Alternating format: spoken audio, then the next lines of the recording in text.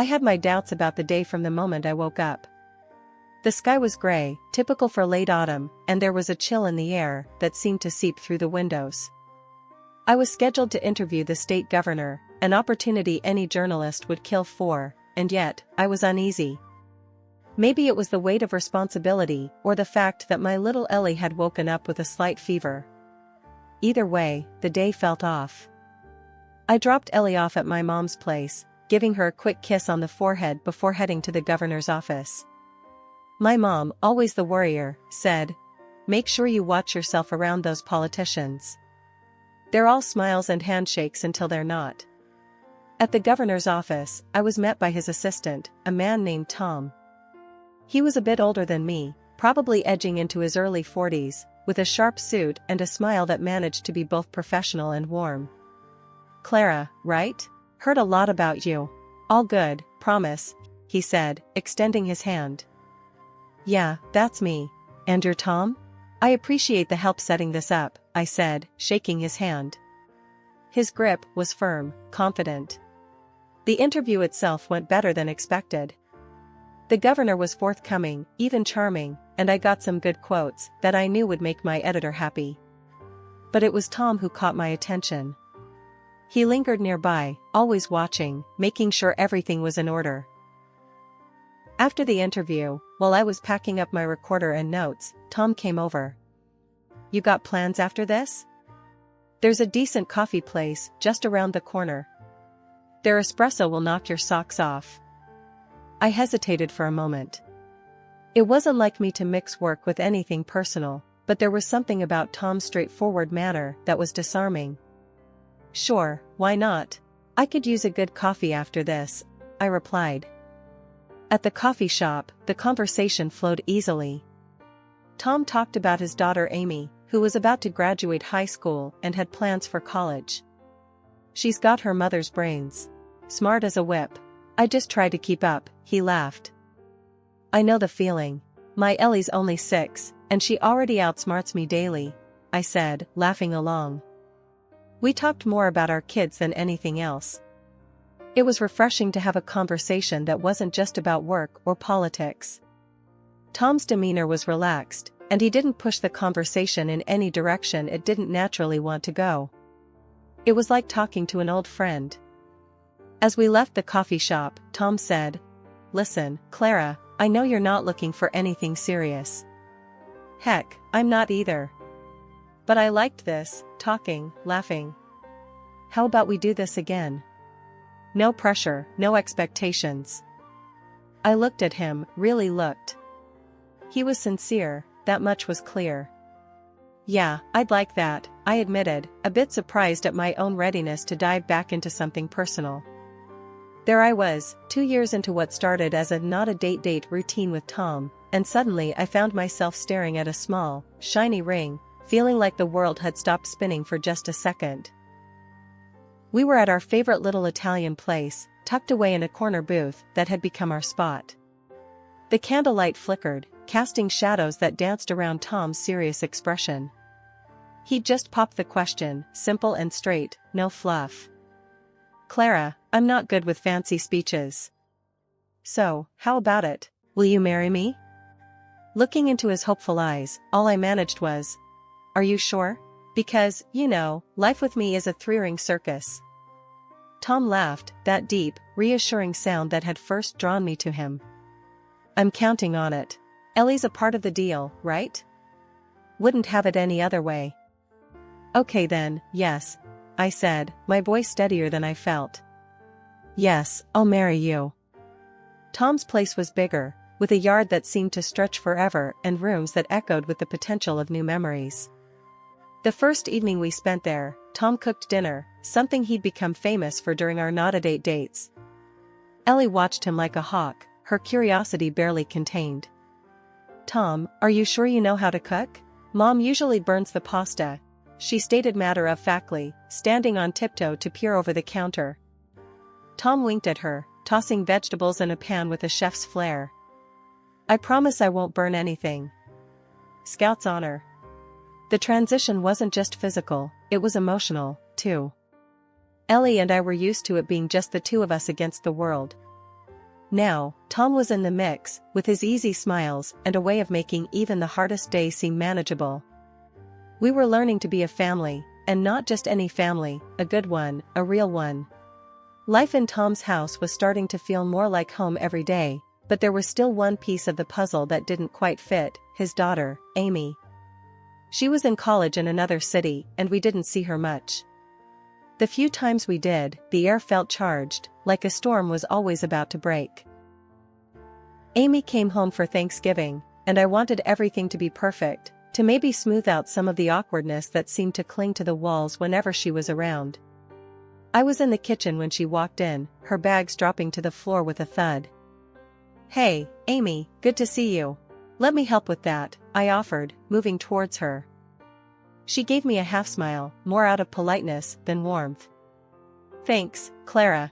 I've got it." Tom was all smiles, ruffling her hair like she was still 10 years old. "Kiddo, your mom sent some of that pumpkin pie you love. Bet you missed real food at college, huh?" Amy rolled her eyes, but there was a small smile there that didn't reach her eyes. "Sure, Dad. College food is the worst." Dinner was a quiet affair, with Ellie trying to fill the silence with chatter about her school projects and the new friends she had made. Amy nodded and made the right noises, but spent more time pushing her food around the plate than eating it. After dinner, I caught her in the living room, scrolling through her phone. "Amy, can we chat? I feel like we never really got off on the right foot here," I ventured, keeping my tone light. She looked up, her expression guarded. "We're fine, Clara. There's no issue to fix." I took a deep breath, choosing my words. "I know it's weird, me being here and all. I'm not trying to replace anyone or step on toes. I just want us to be okay, you know?" Amy put her phone down, her face softening a bit. "I get it. It's not you. It's weird seeing him move on, I guess." "I understand. Just know I'm here, alright? For you, too," I replied, hoping to bridge the gap between us. She nodded, a bit of the ice melting. "Thanks, Clara. I'll try to be less of a hermit, okay?" It was a start, and I'd take it. The weekend passed quicker than I wanted, and soon it was time for Amy to head back to college.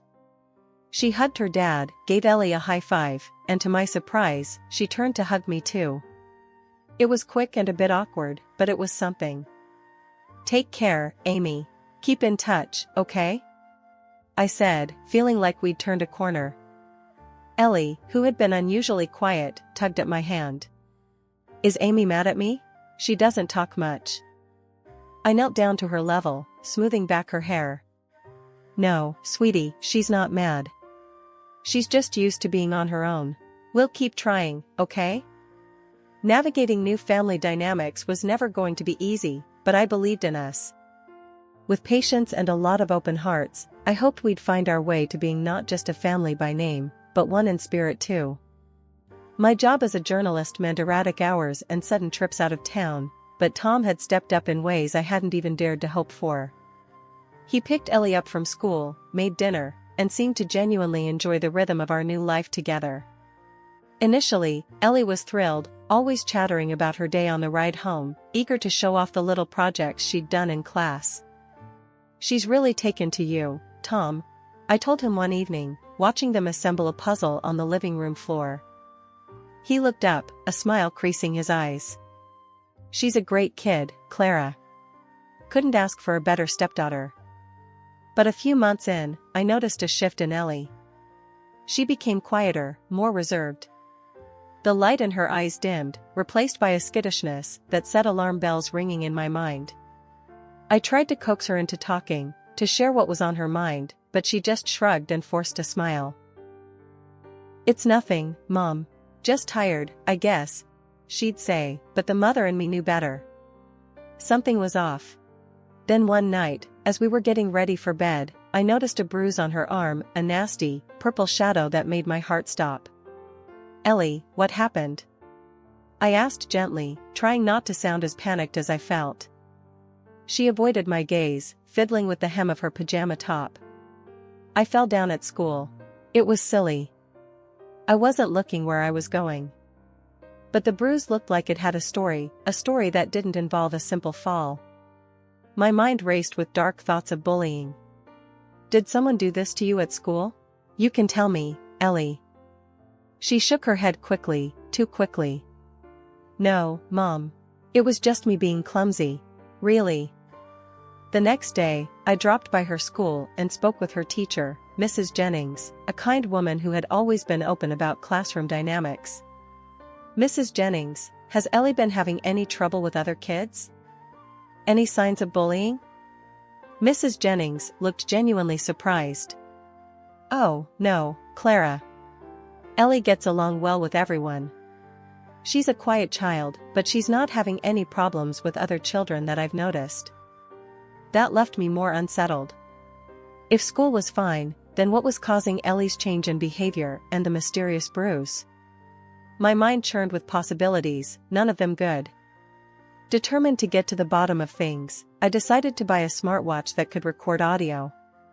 I told myself it was for Ellie's safety, that I wasn't invading her privacy but protecting her.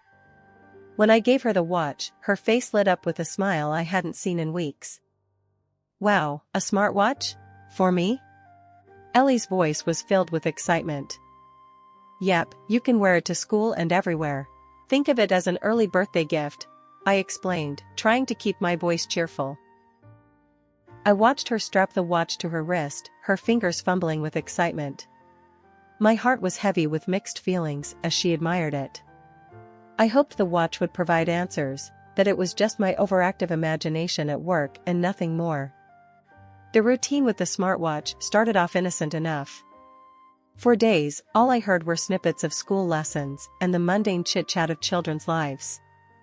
Ellie seemed happier at school, laughing and interacting freely, which was a stark contrast to her quiet demeanor at home. It gave me some peace of mind, hearing her like that. But that peace was shattered one busy afternoon at work. I had stepped out for a quick lunch at my desk, popping in my earbuds to listen to the latest recordings from Ellie's watch. It was a habit now, checking in on her world, making sure she was okay. That day, however, I was met with something that stopped me cold. Tom's voice boomed through the tiny speakers, harsh and cruel. You're such a fool, Ellie. Why can't you ever listen? His words were sharp, each one a dagger. The reply was a small, stifled sob, unmistakably Ellie's. I'm sorry, I didn't mean to.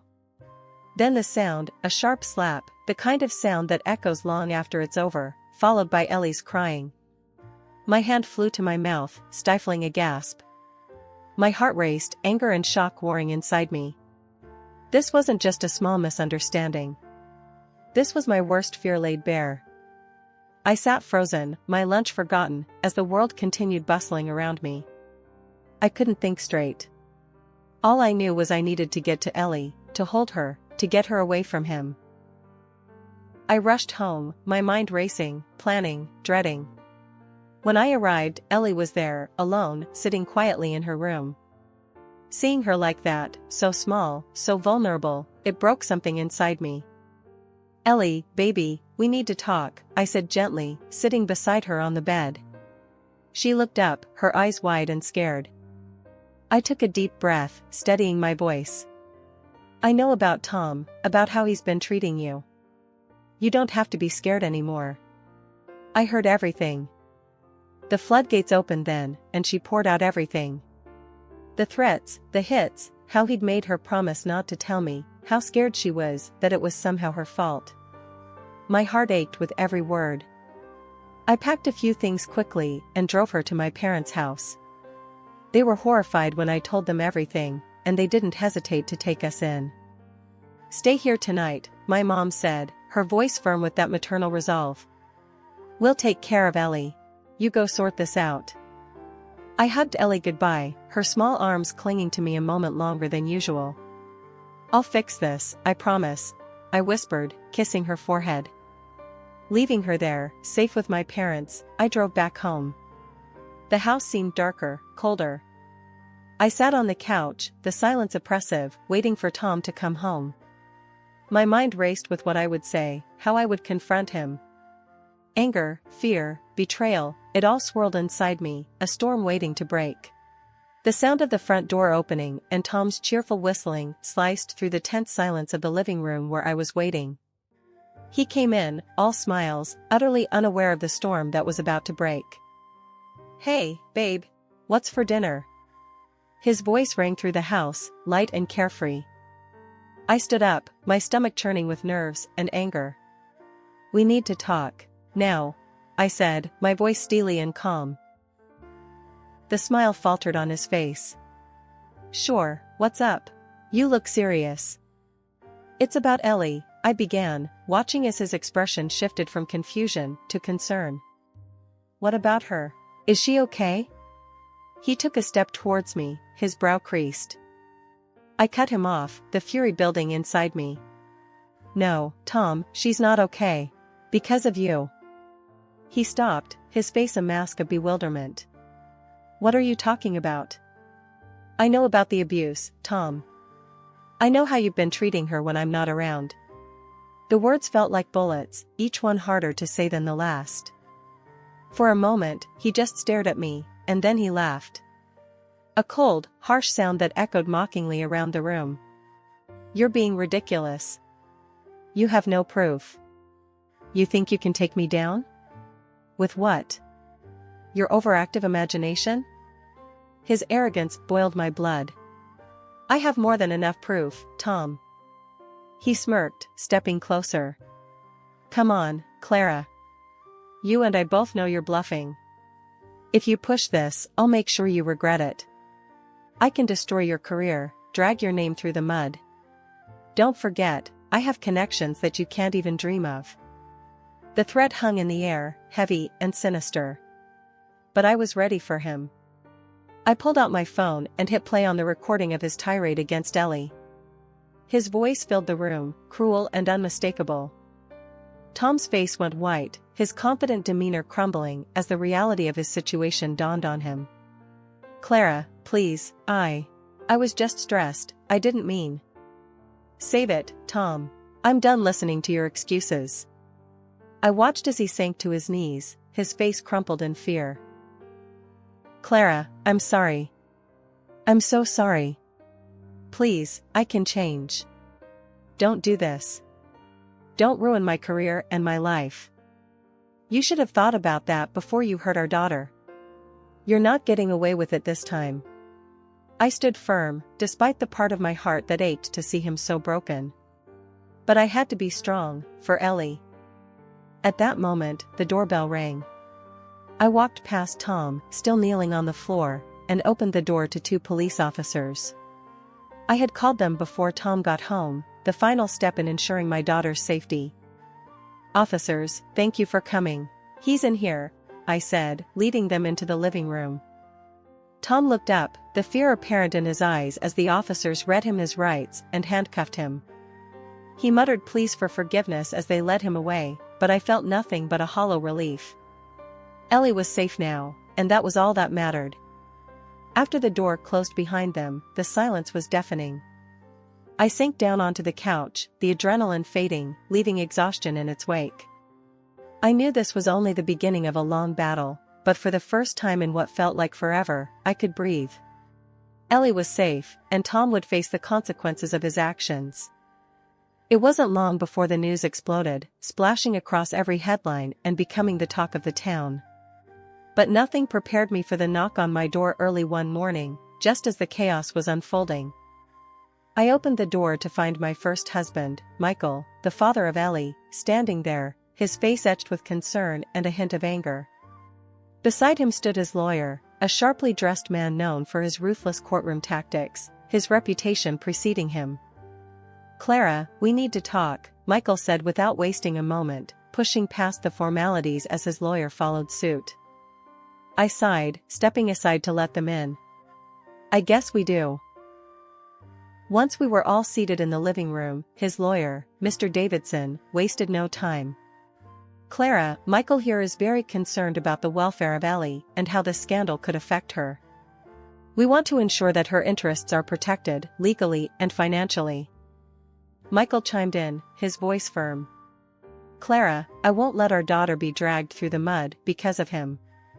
What were you thinking, getting involved with a guy like that? I bristled at his tone, my own anger rising.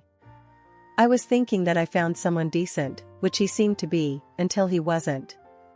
I'm handling it, Michael. As we debated back and forth, my phone buzzed. It was Amy, Tom's daughter, a message filled with urgency. I have something you need to see. Can we meet? I excused myself and stepped outside to call her. Amy, what's going on? Clara, I've got evidence. Evidence of what he did, not just to Ellie, but to me too, when I was younger. I'm ready to stand with you in court. Amy's voice was resolute, a stark contrast to the young woman who'd been so unsure before. Thank you, Amy. This means a lot. Let's bring this to light, all of it, I said, a wave of relief washing over me. Back inside, I relayed the news to Michael and Mr. Davidson. Looks like we'll have more than just our word against his. We have evidence, solid evidence, and his own daughter's testimony. Michael sighed, running a hand through his hair. All right, Clara. We'll support you in this, all the way. Just make sure it's handled with Ellie's best interest at heart. The court date was a spectacle, with reporters swarming the courthouse. Amy took the stand, her voice steady as she recounted years of hidden abuse. The evidence she provided was undeniable, the impact on the courtroom palpable. When the judge finally passed the sentence, it was more than I had dared to hope for. Tom was found guilty of child abuse and domestic violence. The judge awarded a significant fine in favor of both me and Amy, and Tom was sentenced to prison. His political career, his reputation, everything crumbled in the wake of his actions. The fresh start was exactly what Ellie and I needed. After everything that happened, buying a new house felt like claiming back a piece of ourselves that had been lost in the chaos. The house was smaller, cozier, a place where the shadows of our past couldn't reach us. Moving day was a mix of laughter and hard work, with boxes labeled Ellie's stuff outnumbering everything else. Mom, can I paint my room purple this time? Ellie asked, her eyes sparkling with the sort of excitement that had been missing for too long. Sure thing, kiddo. Whatever you want, I replied, grateful to see her so happy, so full of life again. We spent that first night on the living room floor, surrounded by boxes, eating pizza, and planning out what we'd do with each room. It was perfect, just the two of us, and yet, there was a new addition to our little family dynamic that I hadn't anticipated. Amy, Tom's daughter, had become a fixture in our lives. After the trial, something shifted between us. The shared trauma had bound us together, and she started coming around more often, helping with the house, bringing over books she thought Ellie would like, or just hanging out, talking about everything and nothing. Clara, you really didn't have to redo the guest room just for me, Amy said one afternoon as she helped me peel off old wallpaper. It's not just for you. It's your room, whenever you need it. Your family now, Amy, I said, and I meant it. She smiled, a little watery-eyed, and we went back to our task. In a twist I never saw coming, Michael, my ex-husband, started showing up too. First, it was to drop off Ellie or pick her up, but then it became coffee visits, then dinners. We talked a lot, about Ellie, about our past, about how we could never have imagined our lives intertwining like this again. Clara, I appreciate you letting me back in, after everything, Michael said to me one evening as we sat on the new deck, watching Ellie and Amy chase each other around the backyard. Michael, we're navigating through uncharted waters, but I think we're doing just fine, I replied, the ease between us a pleasant surprise. The relationship with Michael evolved, slow and steady. We were parents first, friends second, and if there was a hint of something more, we let it grow at its own pace. Ellie thrived in the new environment. Her laughter filled the house, her smiles more frequent and brighter. Seeing her like this, I knew we had made the right decision. Mom, look. I taught Amy how to make slime. Ellie exclaimed one Saturday morning, her hands and face speckled with glitter. Amy came into the kitchen, looking like she had fought a battle with a unicorn and lost. Yeah, she did. I think I have glitter in my hair still, she said, trying to brush it out, but laughing. Watching them together, I felt a profound sense of peace. We had weathered a storm, fought hard battles, and now, here we were, building a life full of hope and happiness. As the days grew warmer, our little household found its rhythm. We were a patchwork family, each of us with our own scars and stories, but together, we were whole.